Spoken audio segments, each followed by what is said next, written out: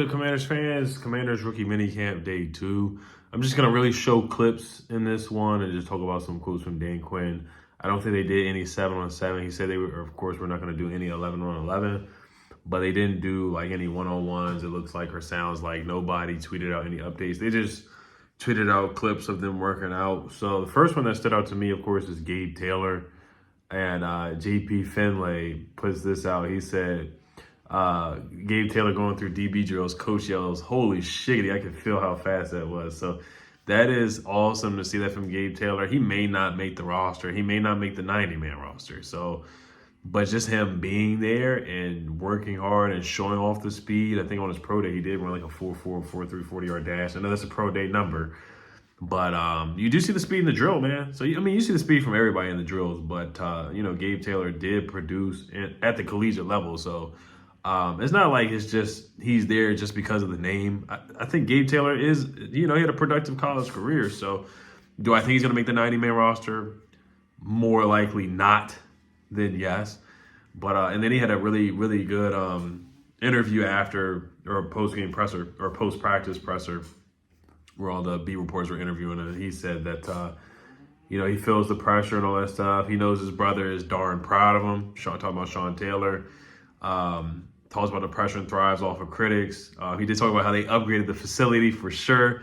And he sees the 21 jersey and he sees his brother's name. And that's something that he has to do to represent him by playing well and just playing hard. And he just said, hey, he's just doing whatever he can to make the roster. So did a really good job with his post-game presser as well. I thought he did a good job with that. All right, so other videos that they did post, we're just talking about some clips. So Trey Amos, they did say one clip he's getting better and better on each rep. So that's good to hear about him. And like I talked about the whole back thing. So I think Dan Quinn actually did bring that up and just talked about his health. But we all know Trey Amos is fine. And all the GMs that passed on him, that was a report from Jeremy Fowler that teams passed on him because they were concerned about his back. But it's good to see him out here. And, he's out here. So there's apparently nothing wrong with his back. He did have a back injury before. But, he's fine. He's out here playing, so he's good to go. So that may be the reason why we stole him. Some AFC executive or GM believes that the reason why Trey Amos fell to the second round is because of the reports of his back, the concerns about his back. But apparently he's out here. Like I said last year in my previous video, Johnny Newton was not able to participate in OTAs and minicamp and stuff like that. But Trey Amos is already out here participating and, having that swag with the ninja do-rag, with the flap on the back and stuff like that. So other drills, Josh Connolly, you see the big fella moving, quick feet, the whole Josh Connolly challenge. He didn't do that, of course, but Dan Quinn did talk about how there was like a drill with the ball, like the weighted ball, and he just went out there and got it because like the ball went somewhere during the drill. And Josh Connolly went out and got the ball. JP Finlay talked about that as well. As one drill was being set up, Josh Connolly ran over to help the equipment crew. Dan Quinn and General Manager Adam Peters want their roster to be filled with the right kind of people. And it looks like Josh Connolly fits that description. This is what Zach Selby wrote as well. He says that Josh Connolly moved well and had good feet, both of which were praised during the draft process. One of the best moments for the rookie happened when the group wasn't doing drill work. It was actually when he helped the equipment team to get the ball. So it's just little things, stuff like that, character. They love that stuff. They love team captains. I don't think Josh Connolly was a team captain, but they love when people have good character. They go out their way to help other people, the commander way. That's why they passed up on certain guys. They didn't draft certain guys or they didn't trade up for certain guys like the Falcons traded up for one player that had some concerns and stuff like that. So Josh Connolly doing a good job, man. Just doing a good job as a person and a trendsetter. Showing off the quick feet, so I love that. He's going to be most likely our right tackle protecting Jaden Daniels. They invested a first-round pick. They traded for Laramie Tunzel, so they really want to shore up that offensive line to protect Jaden Daniels. Other guys, there is a clip of Kane Medrano showing off some speed in the drill, so you see how quick he is, how athletic he is. They did not show any clips of Jalen Lane. They did show JCM doing some drills with Anthony Lynn, the running backs coach. Just showing off the agility, the quick feet. You see how speedy he is. You see how speedy he was in the clip from yesterday as well, the rookie minicamp. So it just shows the speed, the burst, the agility, the shiftiness. I know it's 10-second clips, but just the footwork and just the movement, you see the difference between him and B-Rob. No knock on B-Rob. I love B-Rob. I know everybody in here loves B-Rob, and they get upset if I say anything bad about B-Rob, but it's just good to have a change of pace. It's just good to have a running back that has explosion, quickness, can hit a home run just more than often, and I think JCM has an opportunity to do that. I know he's a 7th-round pick, but he really should have been a 5th or a 4th-round pick if he had his eligibility, because he won the MVP in the East-West Shrine Bowl. And then the first game of the season, he went crazy. So he was going to do that for the rest of the season. He had like 160, 150 yards or something like that in the first game. So JCM looked fluid. He looked good out there.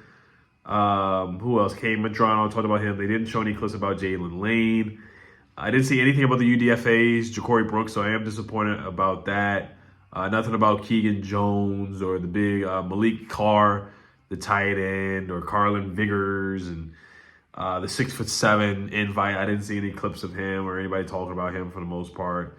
So those are the things that maybe day 3 they may come out with stuff like that. I know the media probably will not be there for day 3, but those are some of the things that I did with Keegan Jones. I brought his name up as well, and Ja'Cory Brooks, Jacoby Jones, all the receivers that they did bring in. I wanted to see some of that. I wanted to hear about Nathan Peterman throwing an interception. So maybe that's something that we will hear about tomorrow. But it looks like the draft picks did well in the drills, and they did what they were supposed to do, just looking at the clips. So that's good to hear. All right. This is it. Dan Quinn confirms that Trey Amos is back. Came up during the pre-draft eval, but it's something we were comfortable with. So they weren't concerned about that at all. And like I said, Trey Amos went through drills, and the coach yelled at getting better every rep. Amos, talking about Trey Amos. And we need him this year, man. You got to play against CeeDee Lamb. You got to play against George Pickens. You got to play against Devontae Smith. You got to play against A.J. Brown, Malik Neighbors, Wan'Dale Robinson. There's some really good receivers. Even Darius Slayton is not awful. So, he's going to be tested this year as a rookie. So we need him all hands on deck at the quarterback spot. Marshawn Lattimore as well. But Trey Amos, getting him in the 2nd round was definitely a huge, huge, impactful draft pick for our draft class and our team for sure. Dan Quinn did answer about the Spain trip. He said no comment. I think he said no comment in Spanish as well, just trying to avoid that question and avoid answering it. Zach Ertz was there. Zach Ertz didn't have to be there. He could be anywhere, in the offseason. He didn't have to be there. He could be, wherever he's from, or at a cookout. It's beautiful weather out there today. So he did not have to be there, but he decided to be at rookie minicamp. Let's see if there's anything else that Dan Quinn said. He said he was so excited for rookie minicamp that he could not sleep on Thursday night. So that's just how excited that Dan Quinn was, showing how much he loves football, the game of football for sure. Let's see if there's anything else there. Connolly, like I said, he did a good job looking the part. Kane Madrano was one of the most athletic players in his position in this year's draft, and it showed up during Commanders practice, per Zach Selby. Adam Peters said after Amos was drafted, the team viewed him as an outside cornerback, per Zach Selby. And there's always a handful of undrafted rookies who make the initial 53-man roster, and that journey begins this weekend. That's what Dan Quinn said. So that's really it, guys. That's really it for the most part. So we'll see if they have anything come out tomorrow. But Gabe Taylor did a good job. He answered questions. He did what he was supposed to do. Came in, looked like a professional from what I see. And let's see if he possibly somehow does get a call to make the 90-man roster. At least, if not here, at least somewhere else where he gets an opportunity in the NFL. He just gets a chance, So that's what I want to see for Gabe Taylor. All right, you guys enjoy your Saturday. Have a great weekend. Happy Mother's Day to everybody. If I don't make another video, happy Mother's Day to all the mothers out there, especially my mom. Thank her for everything for sure. Happy Mother's Day. Hail to Commanders. Peace.